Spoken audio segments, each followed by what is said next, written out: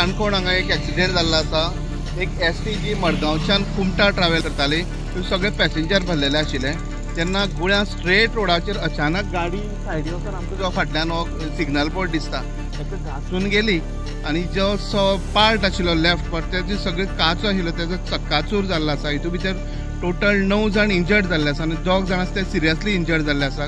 काणकोणच्यान तांकां मडगांव हॉस्पिटलांत रिफर केल्ले आसा।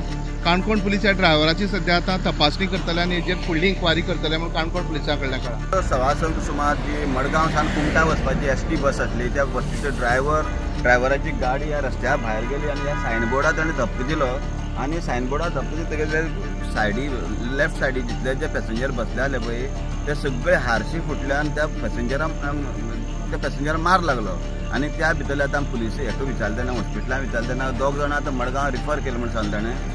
मेन मागीर ते थोडे थोडे मायनर जरी जखमी जाल्ले आसत जरी जाले हे पॅसेंजर जाल्यार सुद्दां लोक हे सगळे ड्रायव्हराचेर विश्वास दवरून गाडयेन बसले उरता।